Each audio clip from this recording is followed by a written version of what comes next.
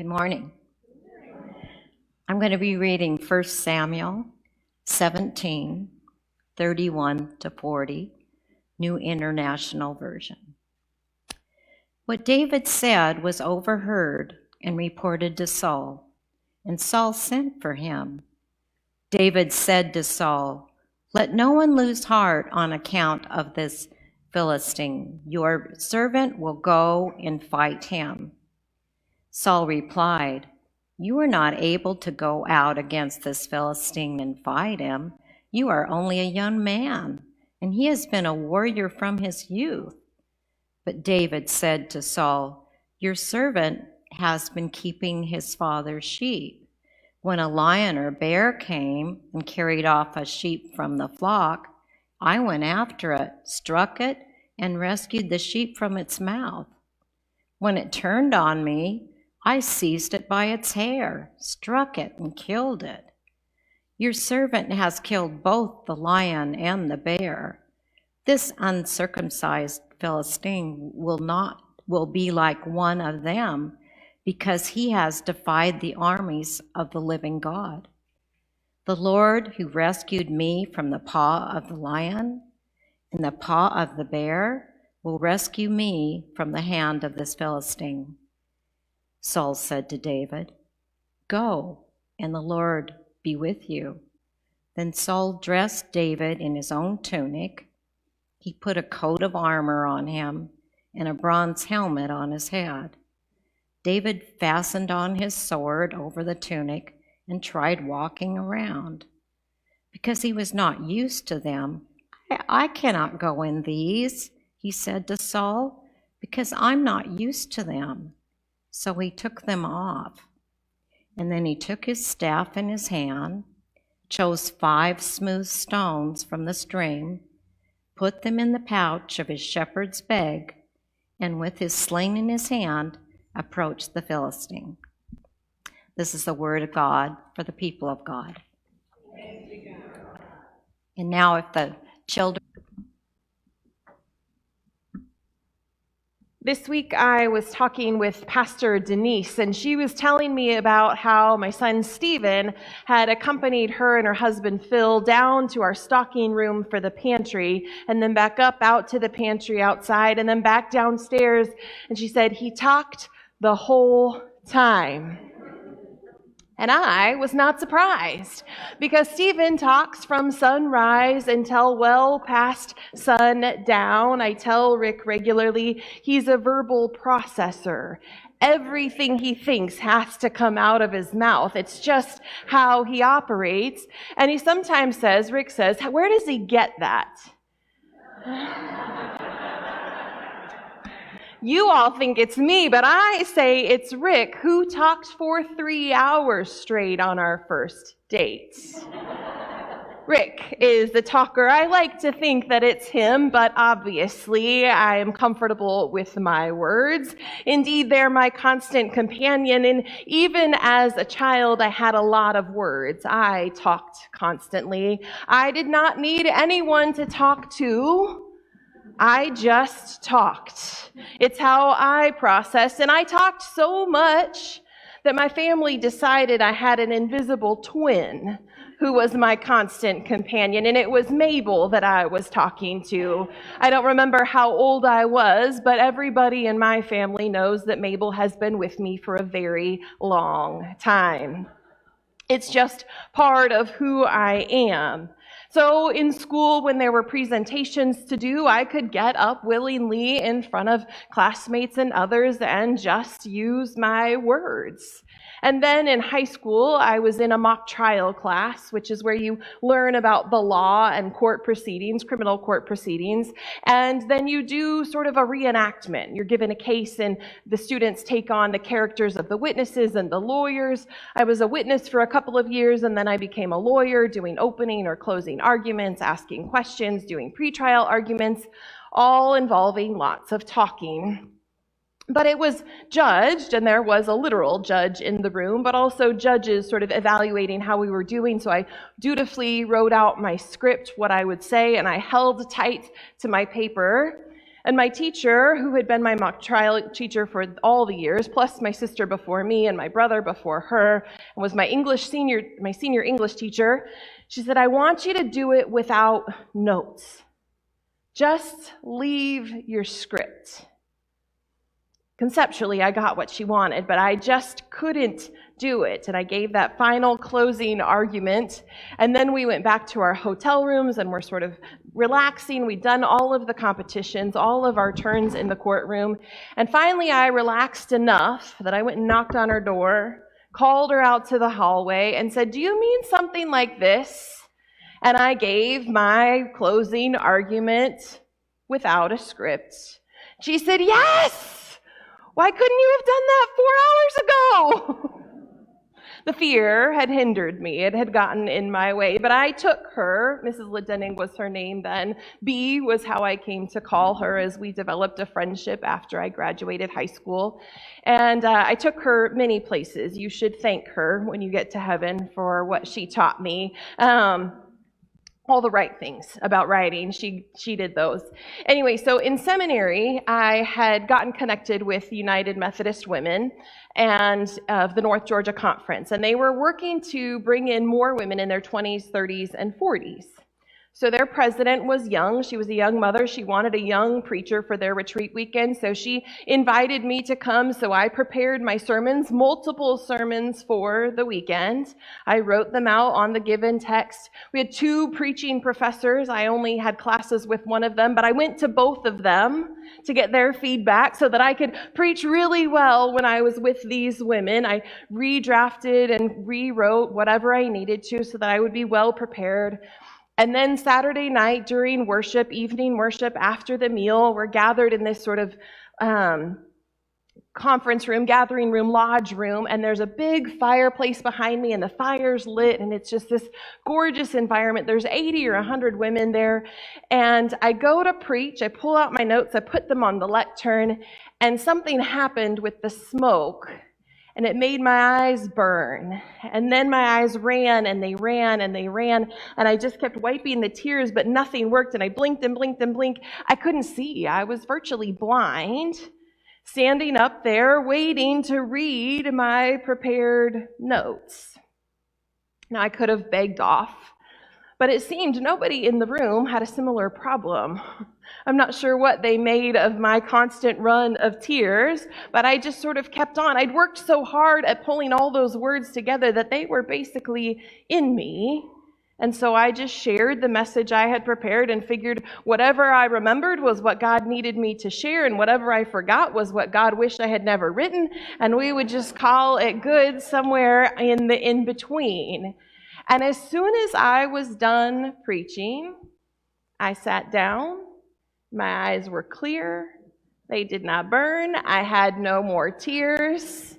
It was a very odd and unique experience. Never has it happened since.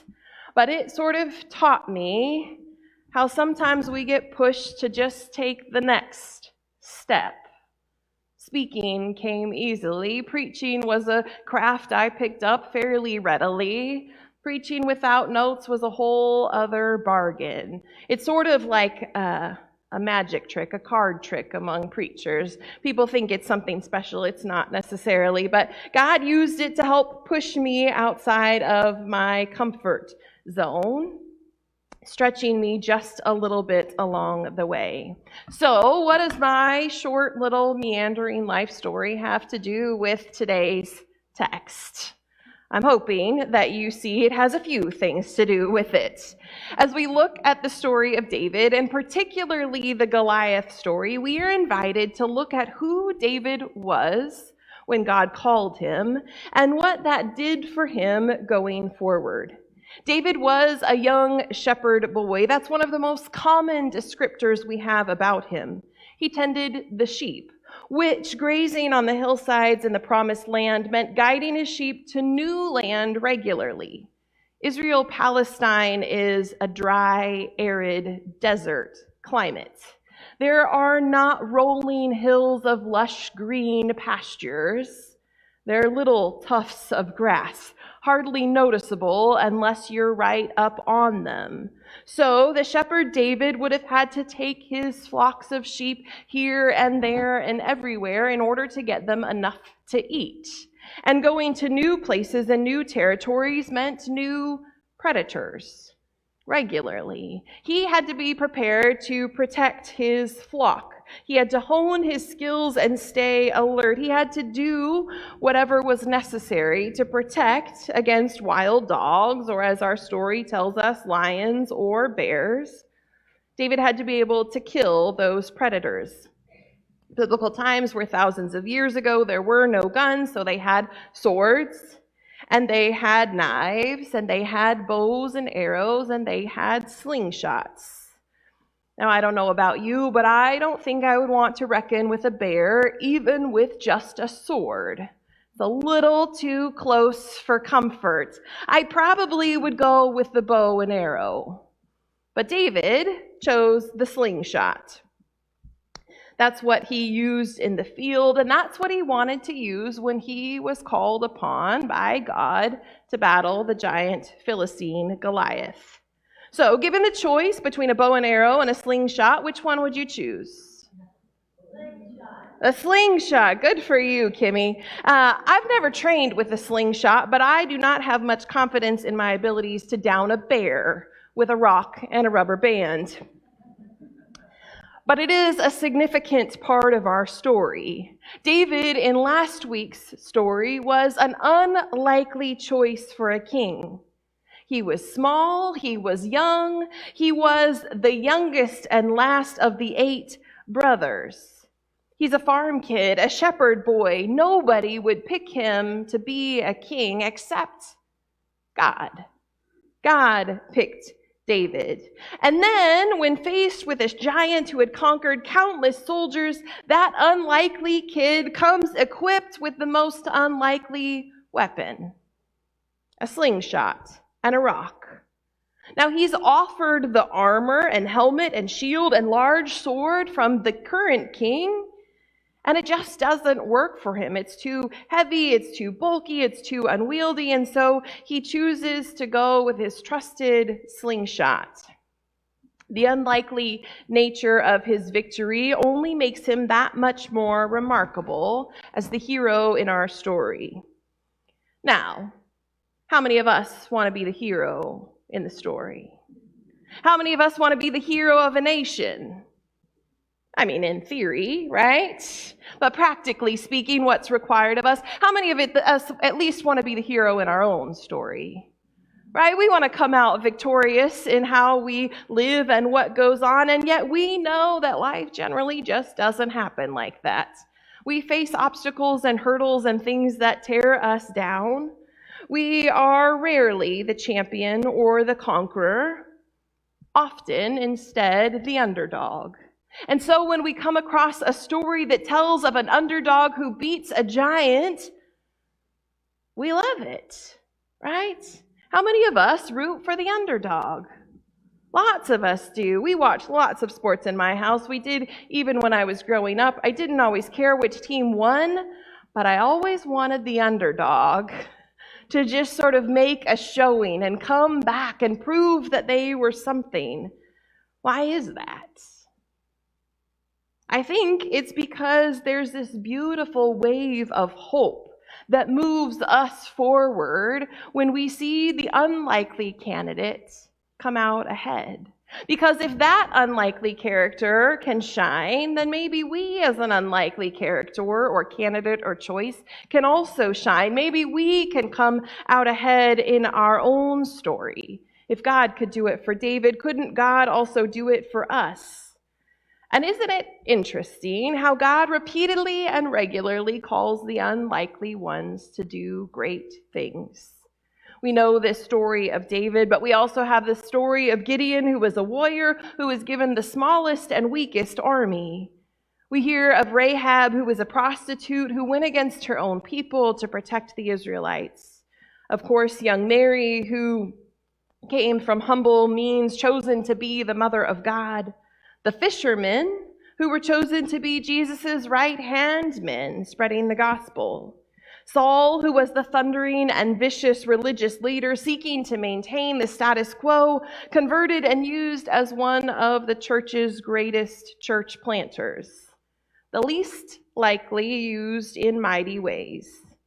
That's good news for those of us that like to root for the underdog or the ordinary, and it likely means we need to pay attention, because God might just ask us ordinary people to do something beyond our own imagination. Now, some of you might bristle and say, who are you calling ordinary? Right? But for most of us, we consider ourselves ordinary, everyday people, especially in the face of the world's problems. We might be really good at something, maybe multiple things, but asked to change the world, asked to turn around a system of racism or oppression, asked to topple institutions that represent and reinforce injustice, asked to intervene to stop a war, and, well, where would we even start? We're just ordinary people. But see, the thing is when we are called by God and asked to use the gifts that come naturally to us, somehow our ordinary, humble, meager place, compared to the world, all of a sudden becomes something extraordinary. Are the problems of our world enormous? Absolutely. But is the power of God, coupled with the power of people, co-creators of God's kingdom here on earth, something that can overcome even the worst systems, abuses, and injustices? Absolutely. And that is our call. Our call is to use the gifts that God has given us to allow ourselves to be pushed to take the next step and the next and the next as we participate in God's kingdom work here on earth. For some of us, that work is healing. For some, it's creating and crafting. For some, it's building. For some, it's encouraging. For some, it's teaching. For others, it's lobbying and changing laws. For some, it's caring for children. For some, it's digging wells. For some, it's organizing all the rest of us to do the thing in the order that it needs to be done. We each have a gift, and we each have a calling, a way God needs us to use that gift. And we all know there are many needs in this world that need conquering. Frederick Buechner says, the place God calls you to is the place where your deep gladness and the world's deep hunger meet. So, I invite you to do a little self-reflection. What brings you joy? What offers you deep and abiding gladness? What is your gift? And then, what does the world need?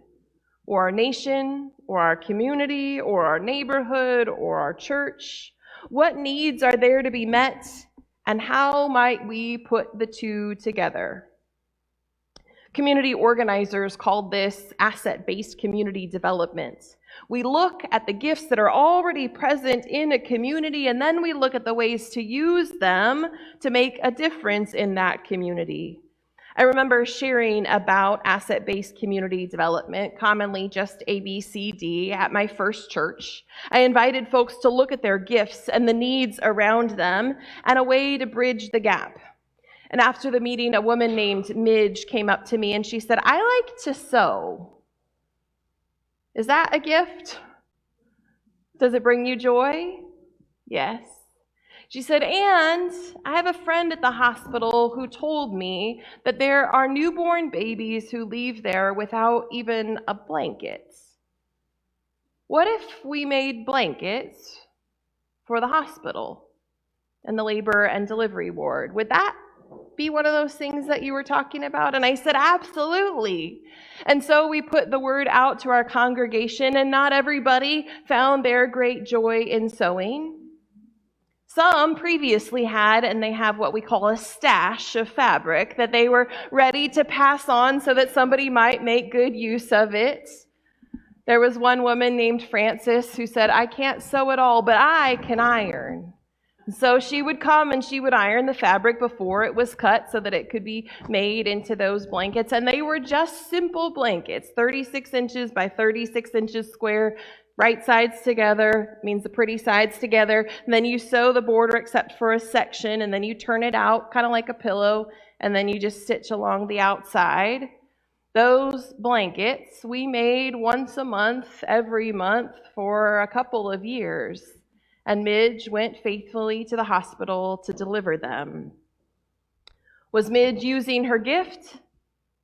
Absolutely. And she employed other people to use their gifts. Was she meeting a concrete need in the world?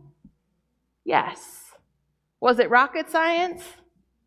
Not at all. It was an ordinary woman doing this skill that has been present throughout centuries of time to meet a need for families in our community.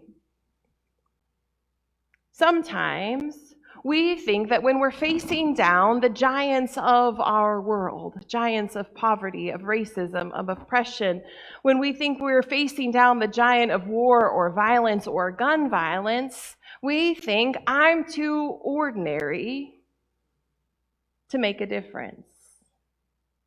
But God calls us not to bring the mega-sized solution, but just what our minds and hands and bodies can offer, individually and uniquely, to do one small thing that affects one person at a time, bringing forth the change that is needed in our world. We each have a gift, and we each have a call. And in a world that is full of insurmountable giants, God is ready for us to take our slingshot, our least likely tool, and make a life-changing difference, one step at a time.